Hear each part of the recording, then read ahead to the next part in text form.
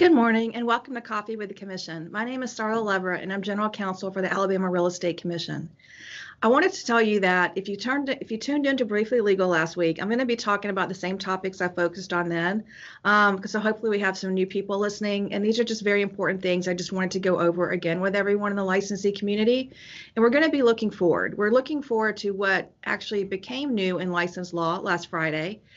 Some proposed legislation that hopefully will become new license law, some violations that I want to talk about that have come up recently that I want you all to be aware of, and also some pitfalls to avoid.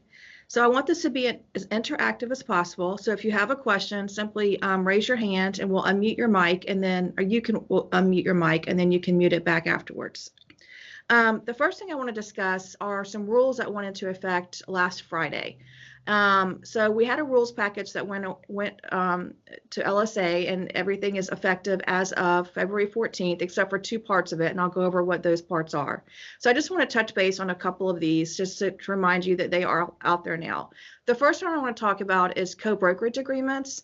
This just explained further that when you use the word broker and co-brokerage agreements, that it has to be a qualifying broker in the state of Alabama and a qualifying broker in the other state.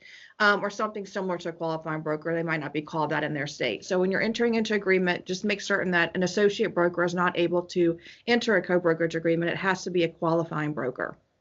Another rule that went into effect, it emphasizes the fact that if you have a nickname with us, so if my nickname is Star, I still have to use my surname in my advertising. So I can't just use Star. I still have to use Star Leverett, my last name, in all of my advertising. So be aware of that. Also, it struck out part of the law that says that you had to keep all your records, physical records at your office. Obviously, that's antiquated, and we understand now that the majority of your paperwork is on your computer, and the majority of our audits are actually done virtually. So we just wanted to kind of strike out that antiquated language. Another one that went into effect last Friday is the fact that on single family residential sales, we know that you have to do estimated closing sheets. And I know this is not everyone's favorite thing to do, and I completely understand it, but this rule further clarifies the fact that you have to do it with every offer and every counter offer. This is both on the listing side and on the buying side. So with every offer, every counter offer, there has to be a new estimated closing sheet. And another one, and this is probably the biggest one that is going to affect you all on a daily basis, is the advertising portion of the rule. And as you well know, in the current statute, it says that the salesperson's name or the licensee's name the brokerage has to be prominently displayed. And we were kind of losing what prominent meant. So we went ahead and defined it as prominent is that the salesperson's name cannot be larger than the brokerage name. So Starla Leverett has to be the same size as ABC Brokerage. I cannot outshine the brokerage name. And this goes as well for team names. So just make sure that's out there. Obviously, we're going to be given a grace period on this. It just went into effect Friday. So we know people need to change signs and different things like that. So just please be aware of that for future advertising. A portion of the bill that's going to go into effect in April has to do with mutual releases. And we have just clarified again through rule that a mutual release can only be entered into after the transaction fails. So this is not something that can be negotiated in part of the contract. You can only enter into a written mutual release after the transaction fails. And that one is going to be effective April 14th. All these rules can be found on our website, and if you go there, you'll see the list of the rules, and then there'll be a link that takes you to the actual language of all the rules. So just make sure you check that out. If you're the qualifying broker, we would love it if you would share that with your, the licensees at your brokerage so that they're aware of them as well. One thing I did want to say, I didn't say this last week on Briefly Legal, but I was thinking about it, and I meant to bring my book up here. I'm a book girl. I rely on it. I love the license law book. And just remember that as things change, that is not updated. So always look on our website for the most updated version. Statutorily, the Blue Book is still good as of right now, but rules-wise, since that was printed, we probably have 25 to 30 new rules. So just make sure that you remember. You also want to look on the website as well, or on our app. Does anyone have any questions about the rules? Okay, hearing none, I want to move forward to talk about some proposed legislation. It was introduced, it's House Bill 225, and it was introduced by Representative Rolanda Hollis. And this bill focuses a lot on education, and it has some pretty big changes in it. So I want to go over what those are. If you heard me speak last year, I went around the state and talked to a lot of different brokerages and different associations. And one of the things that we have learned from the people in the profession, the licensees, you all, is that you feel like there needs to be a little more professionalism in the industry. The bar just needs to be raised a little bit. And so one of the ways that we thought to look at that and attack that issue is through education. You know, we want to produce people that when they start on their first day, they know what they're doing. They know how to write a contract. And of course, this did not come just from the legal team here at the commission. This actually came from task forces that were put together, that are people that are in the profession that practice real estate, and they're the ones who came up with these changes. It's a pretty big change from what's going on right now. The first thing I want to talk about is how you actually get a real estate license. So this bill proposes that there will no longer be any post license. There will be pre-license 1 and pre-license 2. So the first pre-license course is the same one that everyone takes now. It's a 60-hour course. It focuses on what you need to know to pass the exam. So you need to get the knowledge, that basic knowledge, you pass the exam. Previously, under current law, at that point, you would apply for your temporary salesperson license. Instead, at that point, you pass the exam. You're then going to take a 45-hour pre-license 2 course. This is going to focus more on actual what you do. How do you write a contract? How do you, the different things you need to actually know to practice. Book knowledge is one thing. I mean, I had a lot of book knowledge in law school, but the first time I walked into a courtroom, you're scared to death, and you hope you know what you're doing. So this is just to kind of get that knowledge, the real life knowledge. Once you finish that second pre-license 2, then you are going to then be allowed to get a temporary salesperson license. So instead of temporary salesperson after pre-license 1, you're going to go through 2 levels of education. Then you're going to get your temporary salesperson license, and you go to work for a brokerage. After that point, though, you're still not finished. You still have more to learn, which is great because we all need to learn every day. At that point, you're going to decide, where do I want to focus in real estate? Do I want to do residential, land? Do I want to do property management, new construction? What do I want my primary focus to be? Let's say I want it to be land. You would then take a 15-hour course. It will be developed by the commission but offered by other entities. You would take that course. So that gives you even more knowledge of how do I deal with this particular situation on land deals? How do I deal with this particular situation on new builds? Once you take that 15-hour course, your broker will then submit something to the commission that basically says, you're competent to get your original salesperson license. It will be a checklist. They'll just check off, yes, they know how to write a contract. Yes, they know this. Yes, they know that. Once that is received, you then can apply for your original salesperson license. So it is a big change, but we're hoping that just with these extra steps, extra education, that, the first day you're out and you're out there practicing real estate, you are more prepared for what's going to happen. Does anyone have any questions on that? I know it's a lot.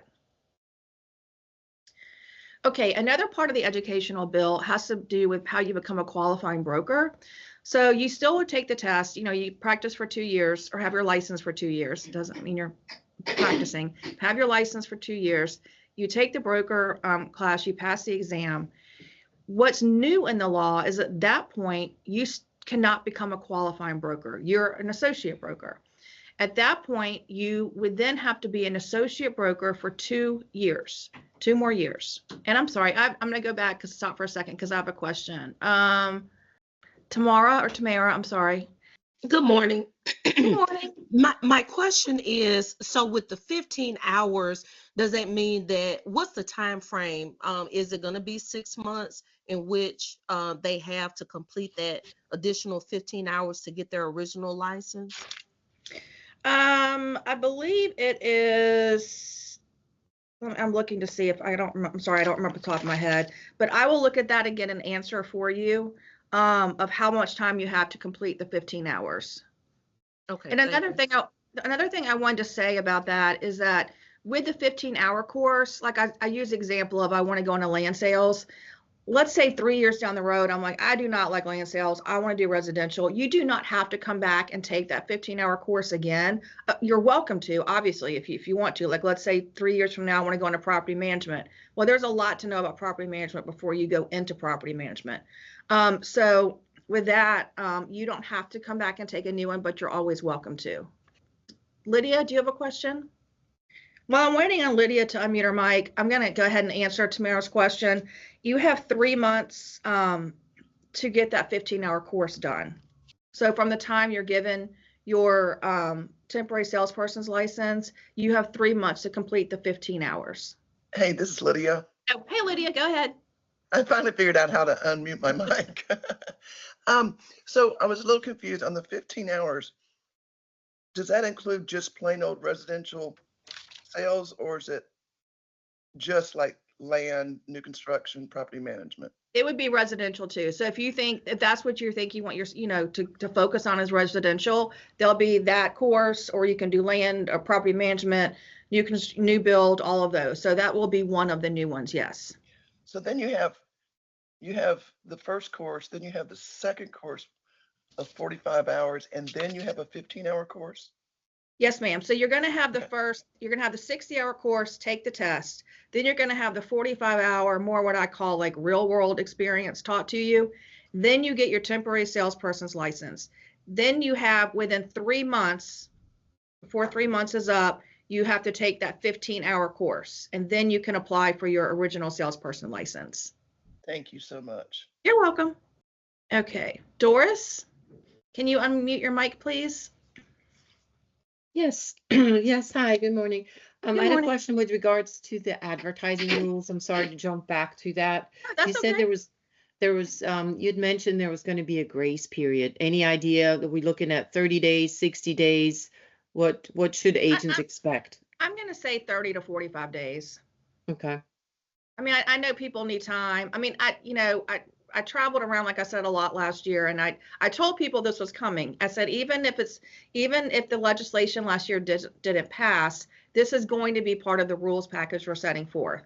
But, not everyone heard me. So it's definitely going to be 30 to 45 days. okay, appreciate it. Thank you. Absolutely. All right. Any other questions right now? Okay, so I want to jump back to the broker portion of this. Like I said, you still are able to take your broker's exam after 2 years of after you have your original salesperson license, but then you cannot be a qualifying broker for 2 more years. And I want to just talk about this for a moment and the reasoning behind it. Some people would get their salesperson license and then 2 years later take a broker's license, and they may have never sold anything. They may not have ever done a transaction, and suddenly they're leading a brokerage and they've never written a contract. So we want to make sure that the people leading the brokerages, again, their level of professionalism, their level of knowledge is raised a bit. So after you get that broker's license, a couple of things will happen. You again have to work for 2 more years as an associate broker or as a salesperson, whichever you want to do that.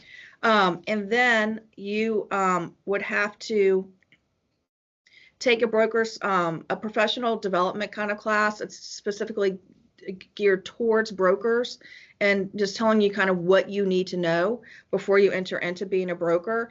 And that we're also going to have basically a checklist. And this is kind of modeled off the state of Texas. They have this, but it has to, and again, it's going to vary depending on if you're commercial, because if you can't compare commercial and residential in the amount of money, because one commercial deal, could equal 50 residential deals. So, but it's going to be basically a checklist of things you have done, transactions you have done to make sure that you're in a position that you can lead a brokerage. So that's a change in that as well. Any questions on that portion? Okay, and then the final part of this legislation that I want to talk about is something that I have wanted to happen for quite a while. It is actually removing a violation from the violation section. So as you all know, it's a violation to write a check. We call it the bad check statute to write a bad check to the commission for a fee, fine, license renewal, whatever you're doing. But the majority of people now pay through Alabama Interactive. And when you pay that way, if you make one mistake entering into a digit for your bank account, we get back unable to locate account, so they couldn't actually run the actual payment. And we have to treat that as a violation, and it goes in front of the commission. And I honestly think that almost all of those are done inadvertently, as no one is doing it purposefully. This isn't a situation where we get an actual paper check and there's no money in the account. So with this, instead of it being a violation, we simply just want to reach out to you and say, hey, Starla, you entered in this account, it's wrong, we got to fix it. Give us, bring us certified funds by a certain time, and then no harm, no foul. So as long as you make it whole, the payment within 30 days, it's just like it never happened. If the 30th day passes and we have not received the money or the accurate information from you, then your license would lapse. So basically you would have something you didn't pay for. And so we're going to lapse that license. So that is another part of the legislation that's pending. Any questions about that? Okay, one of the things I want to talk about that has happened 3 times in the last couple of months, and before that, I actually had not seen it in the 5.5 years I've been here. So I just want to talk about this situation, so hopefully you all can avoid it in the future. When you're dealing with a couple that is getting divorced or maybe recently divorced and they're trying to sell their home, just go take an extra step to verify who is the actual owner of the home, who is on the deed. Because like I said, we've had 2 people come in front of the commission, and we have a 3rd one on their way to the commission where that step wasn't taken, and it ended up being a violation and they were found guilty. So just make sure you just take the extra time, usually that you're going to know because they're going to let you know of the situation they're in. Just take that extra step and pause and just make sure yes, I need to deal with both these people because they're both still the owners of the home. Another thing I want to just let you all know about, just it's out there, we get a lot of phone calls about this, is right now there's a lot going on with a scam involving land sales. So, and it's land because they'll say, oh, I live in Arizona, I'm not there, it's just a piece of land. And they might even provide, a fake ID, whatever they're providing. And then they're obviously not the actual owner. We actually had this happen to a licensee, and it was a $300,000 cash deal that was done. And the owners, the money was wired and it's gone. So if you can, just with land deals, if you don't know the people or not familiar with them, again, just maybe take an extra moment to try to verify that this is in fact the owner. We actually had a licensee that found an old deed and went to the address associated with that owner and knocked on the door, and it was the actual owner. And they said, no, we're not selling our land. So if you could just, maybe it's happening a lot in Alabama. So just watch out for that, please. Does anyone have any questions about that? Okay. Something that we're not looking forward to, meaning it's not happening, and I don't know why we've recently had a lot of phone calls on this. So I just want to clarify that still in the state of Alabama, you have to have a brick and mortar building. Obviously, people can work from Starbucks, they can work from Chick-fil-A, they can work from wherever they work, but a company licensed in Alabama, that's located in Alabama, has to still have a brick and mortar building, and that in the foreseeable future will not be changing at all. All right. Well, thank you so much. Are there any other questions about anything? All righty. Well, y'all have a wonderful day, and make sure and remember that you can always find us. We are at, our phone number is 334-242-5544. Our email is at arec@arec.alabama.gov. Our website is arec.alabama.gov. And you can always find us on social media. We're on Facebook, X, Instagram, YouTube, and our social media handle is at AREC Alabama Gov. Also remember that we send a lot of important information via email, so make sure that if you get an email from us, please check it. And I want to circle back for one moment about the legislation I talked about.